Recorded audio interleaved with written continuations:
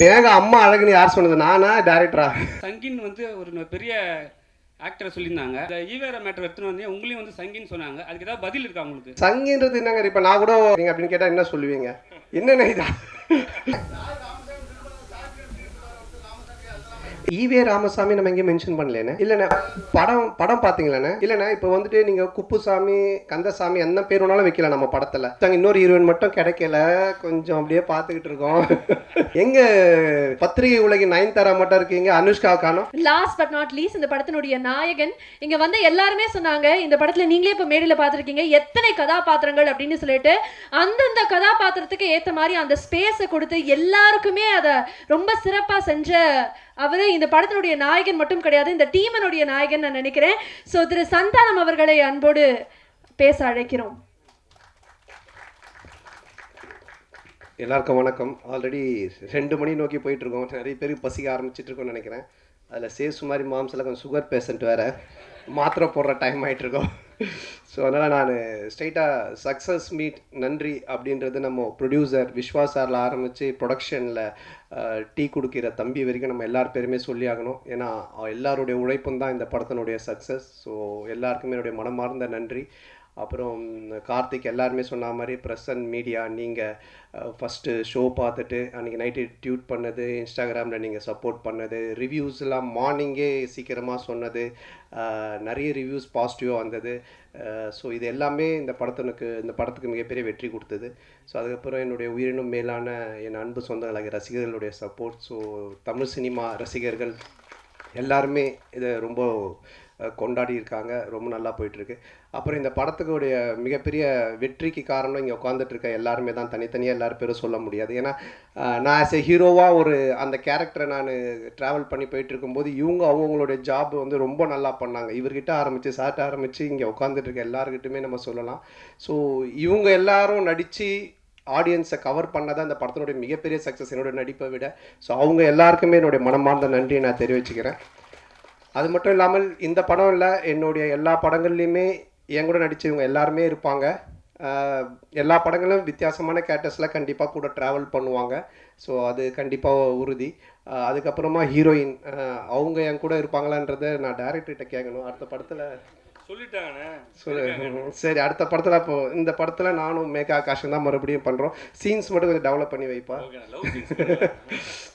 So எல்லாருக்கும் one second நன்றி நான் சொல்லிக்கிறேன். ஆல்ரெடி டைம் இல்லை. நீங்கள் பேசுகிறதா இருந்தால் கொஸ்டின்ஸ் எதனா இருந்தால் நம்ம கொஞ்சம் ஃபியூ கொஸ்டின்ஸ் மட்டும் நம்ம இன்ட்ராக்ட் பண்ணிக்கலாம். வந்துட்டீங்களா தலைவா?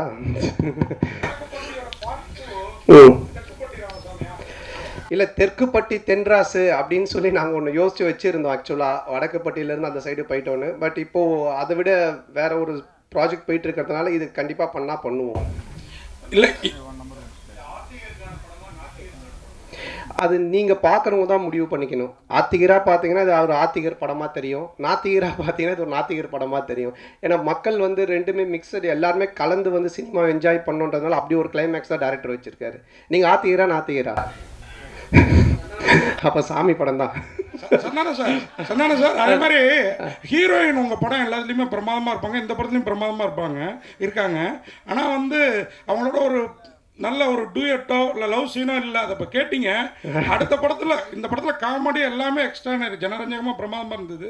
அந்த விஷயம் எங்களோட அந்த ஃபீலிங்கையும் புரியல. இல்லை, உங்களுக்கு இது நான் எழுதி கொடுத்து கேட்ட மாதிரியே இருக்கும். யாருன்னா பார்த்தாங்கன்னா இவன் மனசில் இருக்கிறதெல்லாம் அவன் மூலமாக கேட்குறாமலன்ட்டு. இல்லை, இப்போ கூட நான் சொல்கிறேன், இந்த காஸ்டியூமும் இந்த ஹேர் ஸ்டைலும் வேறு யாராவது போட்டு வந்தாங்கன்னா நன்னு படத்தில் ஒரு பேய் மாதிரி தான் இருப்பாங்க. ஆனால் அவங்கள பாருங்கள் எவ்வளோ பியூட்டிஃபுல்லாக இருக்காங்கன்னு. இவங்களோட எந்த சீனுமே இல்லை தான். நான் அதான் கேட்டேன் கார்த்திக்கிட்ட, இவனும் உங்களை பேர் தான் வச்சுருக்கேன், ஆனால் இந்த ரசனை வர மாட்டுது, நான் என்ன பண்ணுறது? அதனால் அடுத்த படத்தில் கண்டிப்பாக வச்சுருக்கார்த்தி. கேட்டுங்க, அவங்க கேட்குறாங்க, நான் கேட்கலைங்க.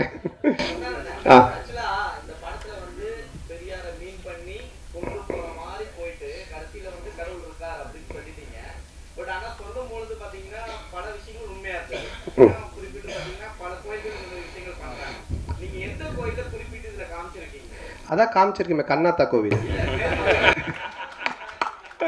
இல்லை, நீ இந்த கொஸ்டினை வேற மாதிரி மீன் பண்ணி கொண்டு போகிற போல. அந்த மாதிரி எந்த கோவில் எதையுமே நம்ம இது பண்ணல. எந்த கோவிலாக இருந்தாலுமே அதை வச்சு கடவுளை வச்சு காசு பண்ணுறவங்க மேலே தப்பு. அதே மாதிரி அந்த கடவுள் நம்பிக்கையை வச்சு அரசியல் பிரச்சனை பண்ணுறதும் தப்பு அப்படின்றது தான் காமிச்சிருக்கோம். சார் உனக்கு எப்படி தோணுது? கடவுள் நம்பிக்கை இருக்கிறவங்களுக்கு இருக்கு, இல்லாதவங்களுக்கு இல்லை. ஸோ அதனால அவங்க 2 பேருக்குமே அதை பொதுவாக தான் வச்சிருக்கோம். என்னை பொறுத்த வரைக்கும் இருக்கு. நான் சாமி கும்பிட்றவன், நான் ஆன்மீகவாதி, நான் வந்து கடவுள் நம்பிக்கை உடையவன். இப்போ கூட கயிறு கட்டிட்டு இருக்கேன். அதனால என்னை பொறுத்த வரைக்கும் இருக்கு. இல்லாட்டி நான் சூளை வச்சுட்டு நிற்கவே மாட்டேன். அதனால சார் இந்த படம் ரிலீஸுக்கு அப்புறம் இந்த முன்னாடி அவர் கேட்டார்ல அந்த இஷ்யூ அது மக்களுக்கு கிளியர் ஆயிடுச்சுன்னு நம்புறீங்களா?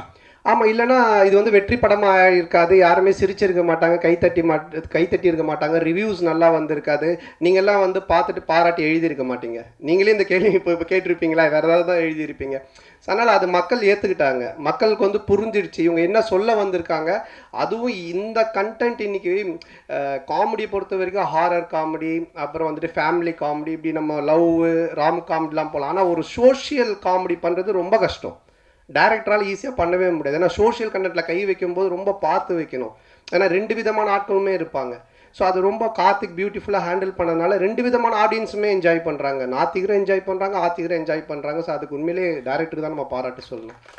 அதே மாதிரி கூல் சுரேஷ் இந்த கண்ணாடி நீங்கள் கொடுத்ததா தான் சொன்னார். அதுக்கு அந்த கருப்பு பெயிண்ட் அடிச்சிருக்கலாம்ல படத்தில் வர மாதிரி. உண்மைதான். இதோட அந்த கண்ணாடி யாரும் யூஸ் பண்ண மாட்டாங்கன்னு நினைக்கிறேன். திருப்பி நீ வாங்கி யூஸ் பண்ணி பரத் பண்ண மாட்டேன்ல.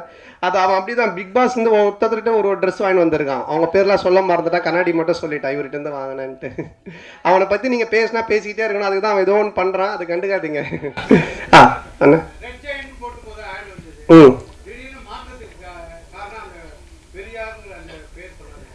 ஆமாம், அது ஃபஸ்ட்டு அந்த ஒரு இஷ்யூ ஆச்சு. அதுக்கப்புறம் அது ஒரு பாலிட்டிக்ஸாக மாறுச்சு. இப்போ நம்ம படம் எடுத்தது எல்லாரும் மறந்து கவலையை மறந்து சிரிக்கணுன்றது அது ஒரு பிரச்சனையாக ஒரு பாலிட்டிக்ஸாக மாறும்போது எதெல்லாம் நமக்கு தேவையில்லை அதை நம்ம ஸ்மூத் பண்ணிக்கணும் அப்படின்றதுக்காக சில விஷயங்களை விட்டுட்டோம் வேண்டான்ட்டு. ஆமாம், அதில் என்னென்ன இருக்கு?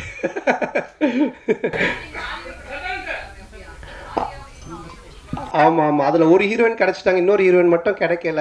கொஞ்சம் அப்படியே பார்த்துக்கிட்டு இருக்கோம். எங்கே பத்திரிகை உலகின் நயன்தாரா மட்டும் இருக்கீங்க, அனுஷ்கா காணோம். அனுஷ்கா வரலையா? ஏன் அதை விட முக்கியமான இதில்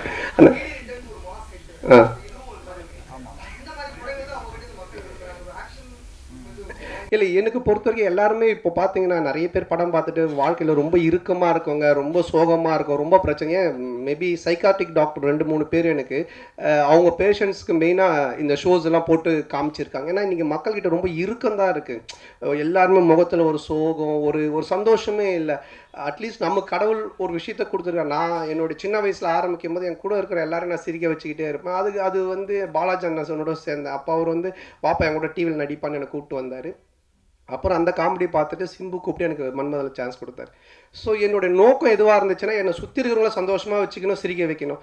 அது கடவுள் எனக்கு ஒரு லைஃப் கொடுத்தாரு சினிமான்னு. அப்போது அதை நம்ம செய்யணும் அப்படின்றதான் என்னுடைய நோக்கமாக இருக்குது. அதை நோக்கி தான் நான் போயிட்டுருக்கேன். என்னுடைய படங்கள்னால நீங்கள் வந்து சிரிக்கலாம், கவலையை மறந்து என்ஜாய் பண்ணலாம். இது மட்டும் தான். சந்தன சார் இங்கே பாருங்க, உங்களுக்கு லெஃப்ட். சொல்லுங்க சார். படம் ஃபுல்லாக சூப்பராக இருக்குது. ஆனால் வந்து கட் சீன் வேறு அதை விட நல்லா இருக்குது. ஏன் அது நீங்க இல்லன்னு சொல்லிட்டு அது கட் பண்ணிட்டீங்களா, இல்ல வந்து டைரக்ட் பண்ண வேலையா? இல்ல என்னன்னா ஒரு ஃபுல் லென்த் பார்க்கும்போது உங்களுக்கு கதை நகர்ந்து போகும்போது சில சீன்ஸ் ரொம்ப காமெடியா போயிட்டு இருந்தாலும் கதைக்குள்ள போனா கொஞ்சம் லேக் ஆகும். அப்போ அதை வந்து எடிட்டர் அவர் எடிட்டர் சாரா அவர் கையில் இருக்குது, எங்கள் கையில் கிடையாது. அவரே வந்து கட் பண்ணிடுவாங்க. அதுக்கு தான் அவரு வேலையாக கொடுத்து வச்சுருக்காங்க. இல்லைங்க இது காமெடி நல்லா இருக்குது, ஆனால் பட் இங்கே கதை கொஞ்சம் மிஸ் ஆகுதுன்னா அவர் கையில் இருக்குது அந்த கத்திரி. சந்தானம் சார், அதே மாதிரி முன்னாடிலாம் நீங்கள் ஹீரோவுக்கு நண்பராக வர்றப்போ கூட உங்களையே பார்த்துட்டு இருக்கணும்னு தோணும். இப்போ நீங்கள் ஹீரோ ஆன பிறகு உங்கள் கூட இருக்கிறாங்களா பெஸ்எஸ், மாறன், ரவி மரியா சார், கூல் சுரேஷ், இவங்களெல்லாம் அவங்களுக்கும் ஸ்பேஸ் கொடுத்து நடிக்கிற மாதிரி தெரியுது. இந்த மாற்றம் எதனால் எப்போலேருந்து நிகழ்ந்தது? இல்லைண்ணா, இப்போ ஒரு காமெடின்னா அந்த காமெடி நடக்கிறதுக்கு மற்றவங்க சுற்றி இருக்கிறவங்க அதுக்கு ஆக்ட் பண்ணணும், அதுக்கு ஸ்பேஸ் தரணும். நானும் பேசுவேன் காமெடி, அவரும் பேசுவார், இவங்களும் பேசுவாங்கன்னா அது சண்டை மாதிரி ஆகிடும். அதனால தான் நிறைய படத்தில் நிறைய காமெடியன்ஸ் இருப்பாங்க, ஆனால் காமெடி ஒர்க் அவுட் ஆகாது. என்ன ஆகுனா சண்டை மாதிரி ஆகிடும். என் மேலே பஞ்சு முடியணும், இல்லை நான் தான் பஞ்சு பேசுவேன், அப்படி அது பண்ணக்கூடாது. அங்கே ஒருத்தர் செட்டிலாக ப்ளே பண்ணணும், மற்றவங்க அது யார் பண்ணுறாங்களோ அவங்க கொஞ்சம் பண்ண வைக்கணும். அப்போ தான் காமெடி ஒர்க் அவுட் ஆகும். ஸோ அதை நான் இந்த படத்தில் பண்ணேன். இதுக்கு முன்னாடி இதுக்கப்புறம் வர படங்களே அதான் நான் பண்ணுவேன். என்னுடைய ரோல் நான் பண்ணிவிட்டு சுற்றி காமெடியன்ஸ் அவங்க என்ன பண்ணுறாங்களோ அதுக்கு நம்ம ஸ்பேஸ் கொடுத்து ஒர்க் பண்ணுறது. ஸோ இதுதான் காமெடியோட ஃபார்முலாவே. இப்போ நான் ஒன்று சொல்கிறேன்னா அதுக்கு நீங்கள் அமைதியாக இருந்தால் தானே சிரிப்பு வரும். நீங்களும் நானும் மாற்றி பேசிக்கிட்டு இருந்தால் அப்படி இருக்கும். ஸோ அது அந்த ஒரு சந்தன சார், இப்போ ரஜினி சாரை வந்து ஒரு விஷயம் சொன்னாங்க, சங்கின்னு விஷயம் சொன்னாங்க சார். யாருங்க? நீங்க சரி அண்ணன் அண்ணன் கேட்டு முடிக்கிட்டா உங்களால கேட்க அப்புறம் முடியல, அதுதான் சரி, அண்ணன் கேட்குறோம். கேளுங்க நீங்க கேளுங்கண்ணே.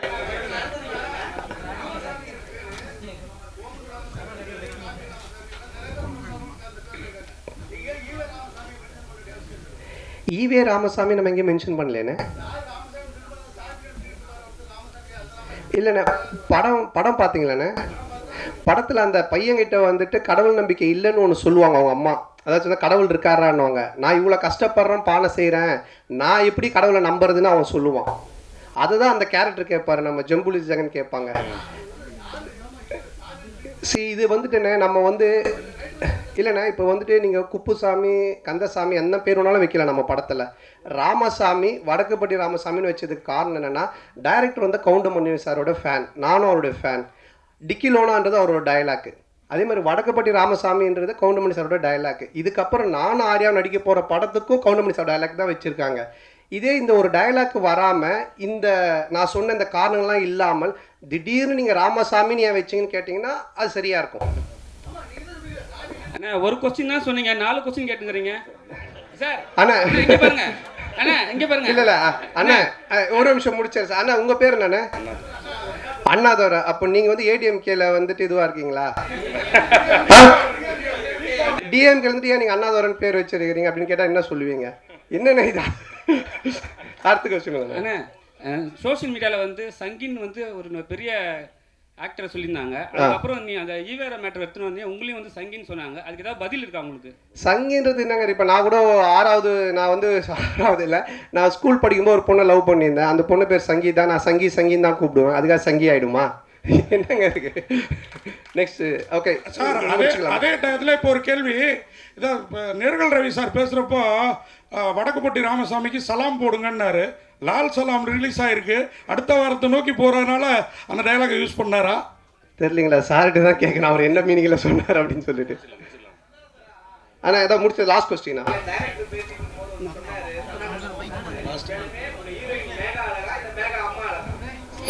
மேகா அம்மா அழகுன்னு யார் சொன்னது? நானா டேரக்டரா?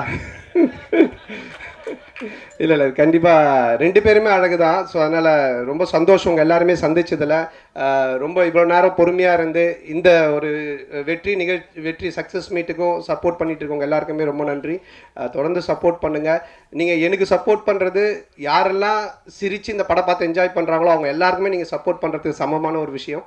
ஸோ எல்லாருக்குமே என்னுடைய மனமார்ந்த நன்றி. தேங்க்யூ.